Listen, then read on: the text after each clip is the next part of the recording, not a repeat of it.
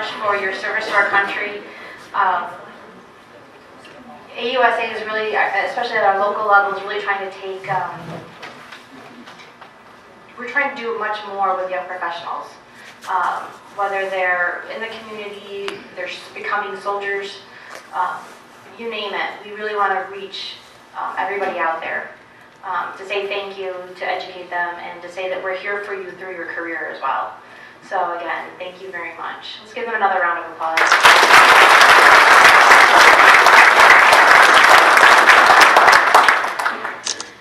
At this time, I would like to ask Colonel Claire Gill to come up and give his presentation on the current deployment of the Combat Aviation Brigade to Europe. So thank you very much, Colonel.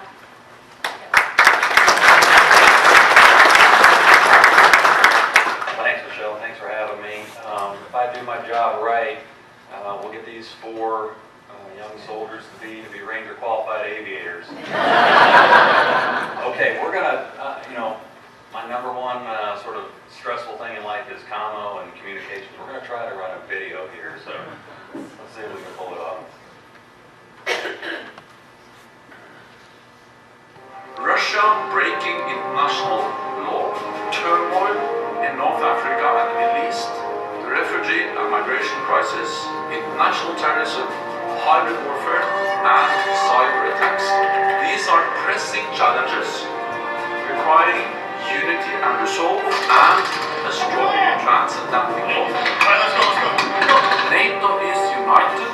We stand together as one. And an attack on one ally will be considered an attack against us all.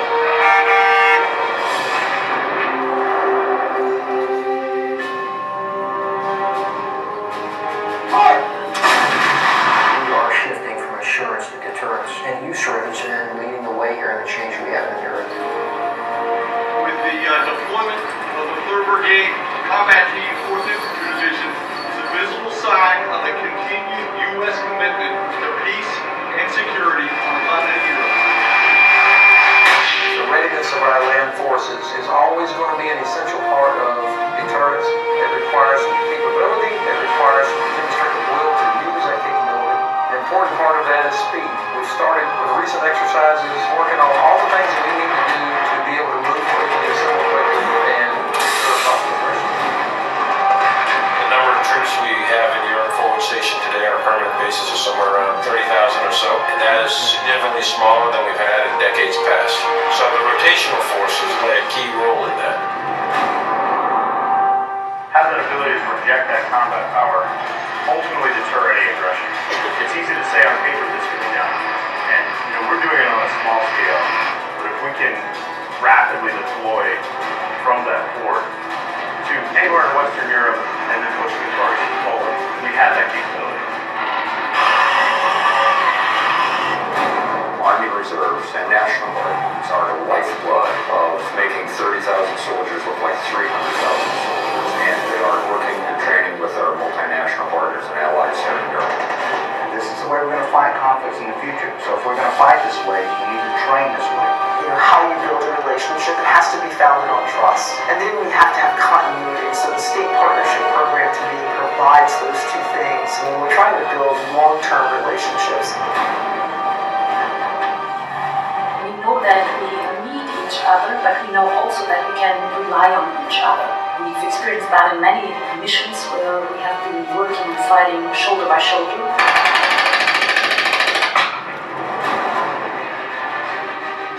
Dynamic presence here in USAR is really centered around one key concept.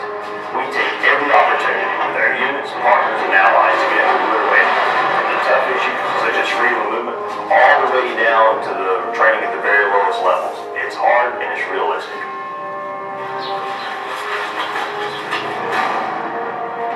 It is critically important that our junior leaders be able to work with their allies and our partners to practice their trade, to excel beyond what they consider to be their capabilities, because we challenge them at every turn to be leaders.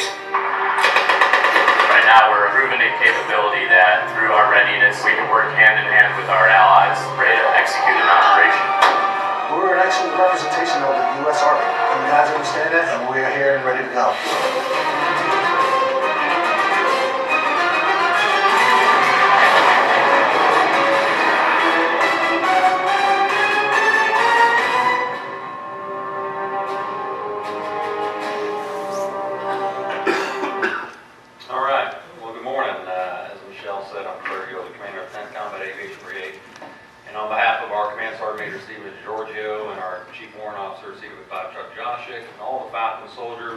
want to welcome you this morning and thank you for the opportunity to share a bit about our ongoing deployment. It's already ongoing in Atlantic Resolve specifically.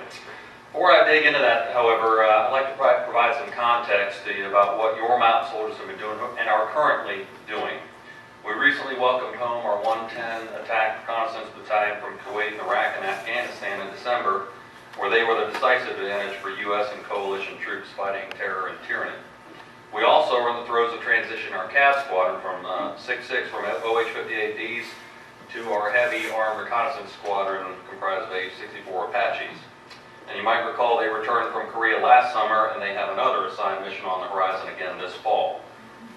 Just last week we deployed our Gray Eagle unmanned aerial vehicle company to Iraq for 9 months as well, and the Valkyries are already flying combat sorties as we speak right now. And the rest of 10th Cav is currently deploying our team to Atlantic Resolve, the U.S. European Command's mission to support our NATO allies throughout Eastern Europe. That includes our assault battalion with Black Hawk helicopters, our general support battalion with medevac and command and control Blackhawks, as well as our heavy lifter CH-47 Chinooks, and our aviation support battalion comprised of aviation maintainers and critical support soldiers, as well as our brigade headquarters. And because our attack battalion just came home this winter, we're adding the Iron Dragons out of the 1st of the 501st Attack Reconnaissance Battalion out of the 1st Armored Division's Aviation Brigade from Fort Bliss to our team. They just landed, their command team just landed in Europe this week. So we remain quite busy and we are in high demand globally. Okay, Atlantic Resolve. So this mission is the result of the agreements you just saw from the Wales Summit back in 2014 after the annexation of Ukraine's Crimean Peninsula. This is the first time that we've deployed a rotational aviation brigade to Europe, reassuring our NATO partners and allies and deterring external aggression. For the next 9 months, your soldiers will be spread throughout Europe, training with partner nations and conducting complex collective training events to increase the overall mission readiness and interoperability amongst the NATO team. Most of our headquarters will be in Illesheim and Katterbach, Germany, but we'll have elements pushed forward to the Baltics, the Black Sea region, and eventually on into Poland. At a very tactical level, this is a fantastic training opportunity for the Falcons to demonstrate our unique capability that an aviation brigade task force brings to the strong Europe team. On a more strategic level, it demonstrates our continued commitment to the collective security of Europe and our nation and our NATO allies, and it shows our steadfast resolve to regional peace and stability. Well, I couldn't be more proud of what this team has been doing for the last several months to get ready for this event, but also what they're going to do in the coming year as the 10th Mountain Division returns to Europe for the first time since we scaled Mount Belvedere some 71 years ago, just this weekend coming up. So how do we pull this off? Well, it's a team, a team of great teams. The men and women of Task Force Falcon are a tough lot, and they embody everything great from our nation and this North Country community. And it's going to take tremendous leadership. We're going to rely heavily on our junior leaders who will be spread across the continent in small teams. But it's not just our team that makes this possible. We're the beneficiaries of great support from the Mountain Division team, particularly the 10th Sustainment Brigade and the Fort Drum Garrison who helped push us out. We simply couldn't do it without them. Additionally, it takes all of the Army enterprise to undertake this complex operation. The Army Sustainment Command, the Surface Deployment and Distribution Command, the U.S. Transportation Command, all help deploy us via ship and strategic airlift. On the far end, we fell in on a first-class network of strong Europe team that you just saw there. The 12th Combat Aviation Brigade has been setting conditions for us. The Garrison Ansbach team has been breathing life back in our new home in Illesheim and Katterbach. The 21st Theater Sustainment Command and 16th Sustainment Brigade are helping download our aircraft at air and sea ports all over Europe. And I'd be off base if I didn't mention the support we get from our own family readiness groups right here, who really provide the assured stability that lets our team deploy, knowing that all will be okay back home while we're gone. Well, this is going to be a great mission and a fantastic opportunity for the men and women of Task Force Falcon to show how Army aviation enables our ground forces to be better. We're deploying on the heels, as you just saw, of the 4th Infantry Division's 3rd Armored Brigade, who deployed to Poland last month.